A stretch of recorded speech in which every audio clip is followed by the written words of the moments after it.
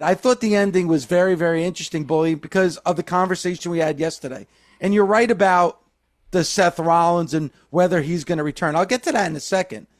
But it was funny how we had the conversation, and I talked about, is this a must win for Bron Breakker and Bronson Reed? Like, do they need to win this match at SummerSlam? And you said no, because even if they lose, they could show up on Monday Night Raw, the Raw right after, and attack, you said it, attack Jay, attack Roman.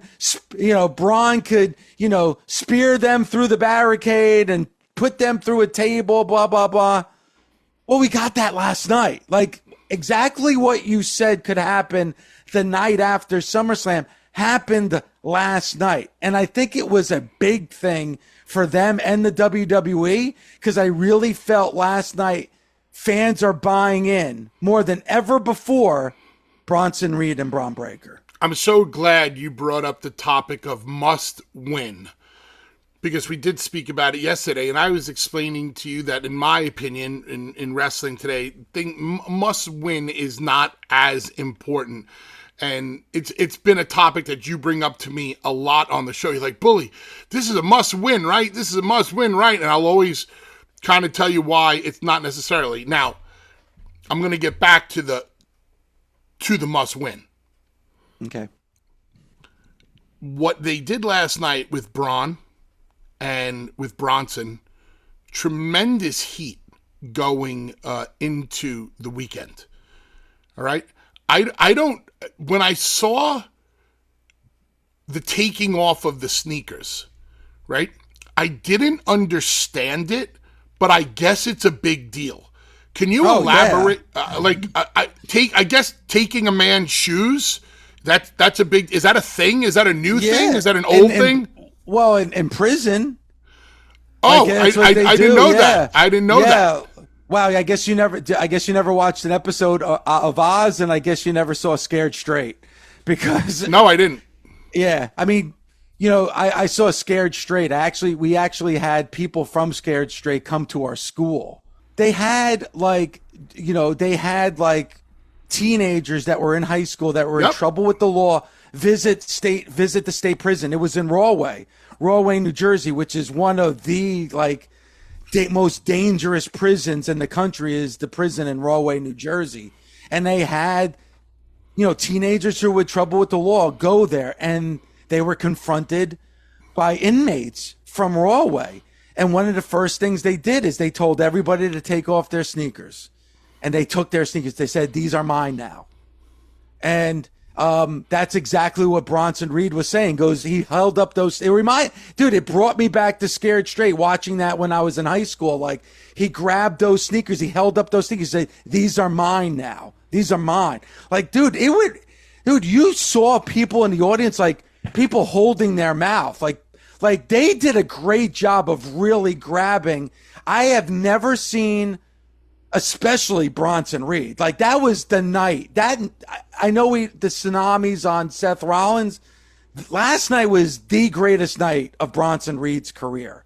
I think he made a huge impact last night with just the taking of the sneakers. And Bron Breakker, I own it. This is mine now. This isn't yours anymore. I own this. I'm looking at Bronson Reed and Bron Breakker and Bully. Nobody has been more critical of this quote unquote faction than I am, than I've been on this show. But last night, wow, they knocked me off my feet last night. No pun intended. Last night is a prime example of why I tell you the WWE really doesn't worry that much, because they know at any given moment, if they truly put their mind to it, they can heat up anybody they want in the snap of a finger. And that's what happened last night with those two guys. That entire show basically was written around Bronson and Braun. And look at how, if you would have asked us yesterday, they were still the backup singers to Seth Rollins, even though Seth has not been around. All of a sudden, holy shit, this might be the most dominant force in all of WWE right now by what they did. I did not know what taking a man's sneakers or taking a man's shoes meant.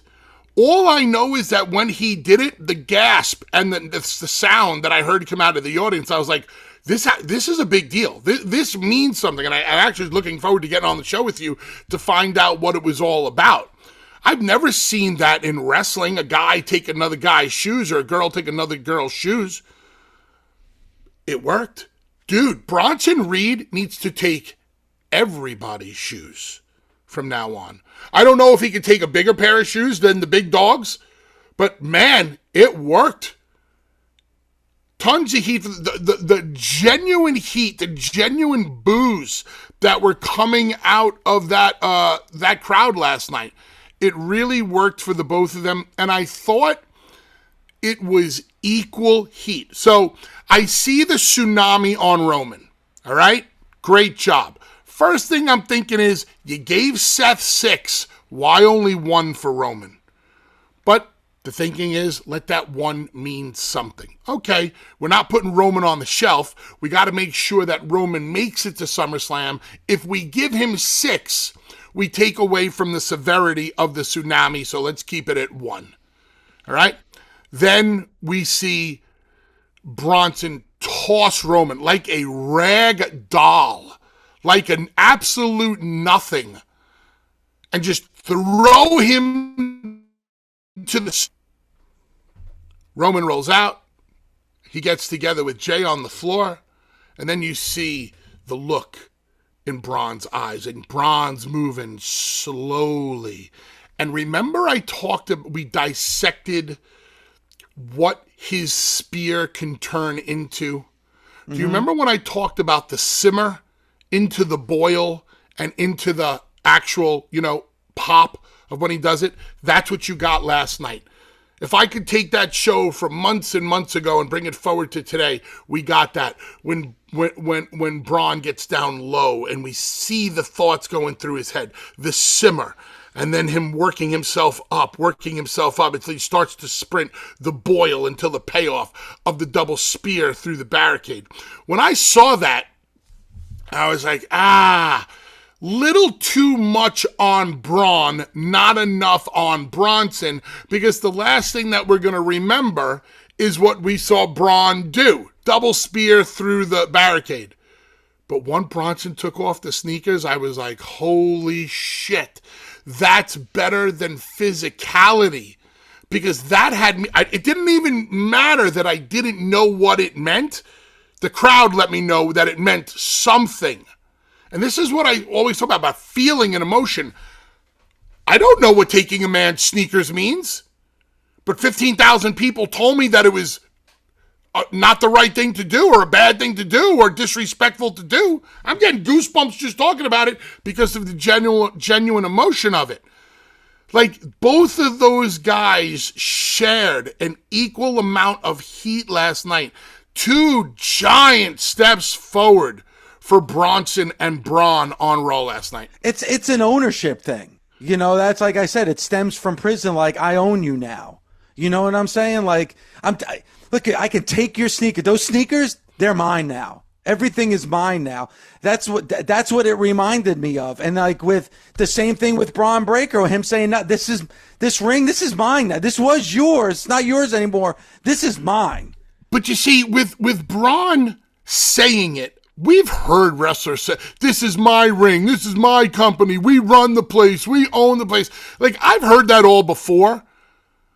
The way Bron said it, I liked it a lot more. I mean, it sound, my God, if you close your eyes, you hear his uncle and his father talking, right?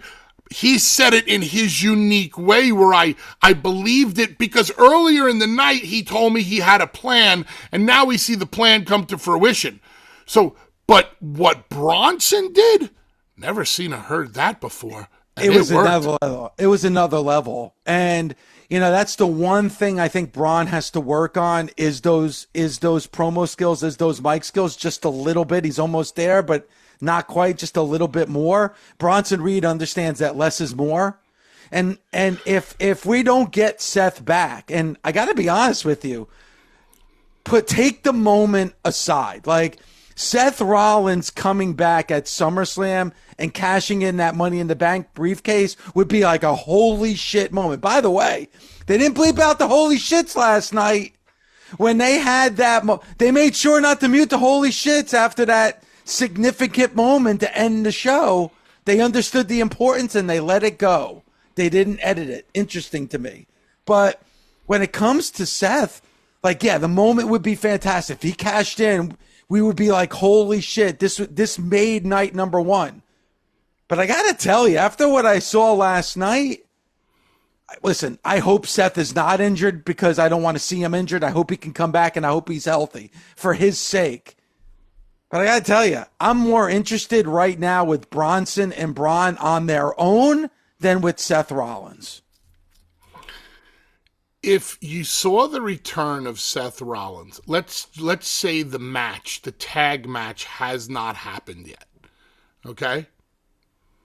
If you saw this return of Seth Rollins, do you think his return and cashing in would totally overshadow what they did last night?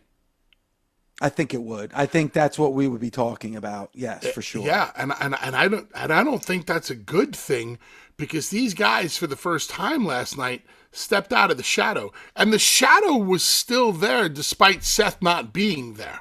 Those guys finished forward, so like if Seth did come back, I'd almost be worried that we're back to same old with Seth Rollins and the backups. And because last night they were not backups. The one thing, and I understand why they did it, and I understand big picture how important it is. I almost wish Paul Heyman at the end of that show didn't hold up the Money in the Bank briefcase, because like right at that, of the last thing you saw is him standing in the ring with Bronson and Braun, and he was holding up that Money in the Bank briefcase. That reminded me of Seth Rollins. Up until that point, I wasn't thinking of Seth Rollins. Look at what you just said. It reminded you. All he did was hold up a briefcase. And now what's the last thing you remember? Seth Rollins. It's not going to make us forget about what those other two guys did last night, but it reminds you that Seth is there. And listen, again, this is difficult for me to say because you and I talk about Seth Rollins is one of the best wrestlers in the world. He's a first ballot Hall of Famer. The guy's awesome. There's things with his character that I just don't relate to and I can't connect with. Like what Bronson and Braun did last night, I was like, holy shit, dude, they sold me on this. Like, dude, and it went on uncomfortably long too. That wasn't like a 90-second or a 2-minute beatdown. That went on for like 6 or 7 minutes. That went on a long time where it's like, holy shit. And dude, one thing that Braun did that really grabbed me is that he speared Roman, and then Braun was back in the ring, and Roman got back to his feet. And Braun looked at Roman like, holy shit, like I can't believe he's back on his feet. And then it turned to a smile on his face like, okay, I guess I have to do it again. Like you said, that I thought that was great too. Because at first I was like, oh, he's selling a little bit too much. But I loved how he was like, okay, you want to get on your feet? Well, I guess I'm going to have to do it again. And he did it again. And then Roman didn't get back on his feet. But my fear is if we do get Seth back and Seth cashes in and then Seth is your world champion, then yes, then Braun and Bronson are going to take a step back. But then Seth is going to be that Seth Rollins that we've seen, the cackling Seth Rollins. Like, dude, I thought Braun and Bronson sold me a hell of a lot more than Seth has, for sure. We were not sold on this new group from day one. It not for any other reason. It just didn't feel right. All of the performers that are involved, we're fans of. And we've been a fan of Bronson for a while. We went out of our way to have him on our show when he was released, like 1 or 2 times, because he's a good dude. Like, I want to see him succeed. Not only that, he doesn't look like everybody. To me, he's a throwback. Big, heavy, a Vader-esque kind of looking dude. You know? Credibility in that tsunami. Now, all of a sudden, last night, they step out. Seth is out. Seth is on the shelf. These guys step out of the shadow. come this weekend, if those two guys can defeat Roman Reigns and Jey Uso, and if Seth Rollins did pull the wool over everybody's eyes and comes back and cashes in, those guys are the top of the food chain on the Raw side. And that group is now, you opened up the books, and those mother truckers are made. They become bosses overnight. So now I'm going to ask you a question that I asked you yesterday. After what we saw last night and what you just said, man, if Seth came back and then if Braun and Bronson were able to beat Jey and Roman, they're made. At SummerSlam, do they need to win that match? I know yesterday said no. If we want to make this group, there's an yesterday we talked about the word opportunity. I learned from Vince McMahon. If Seth is not hurt, there is an opportunity at SummerSlam for this group that seemed to be in disarray since day one, comes together in a moment. 2 nights with a massive win. So yes, I would say if Seth is not hurt, then Bronson and Braun need to defeat Roman and Jey, so Seth can win also. So on Monday night, when those three mother truckers come out, they're the real deal. That is now a modern day dangerous alliance. Now I'm also thinking too, if Seth doesn't come back, if Seth does not return and he is actually injured, man, you got a story here, because Bron Breakker's taking this leadership role and he took it last night. So, like, when Seth comes back, do you think Bron Breakker is just going to release that leadership role when Seth Rollins comes back? They've already kind of planted a seed a couple of weeks ago of Braun not being too happy. I don't remember the exact moment, but about 2 or 3 weeks ago, I remember Braun questioning something. Well, he also stepped over the line, if you remember. There's times when he grabbed the microphone. Yeah, when he grabbed the microphone. And Heyman and Seth were like, who the hell is this guy to do that? Bit of a loose cannon like his dad and his uncle.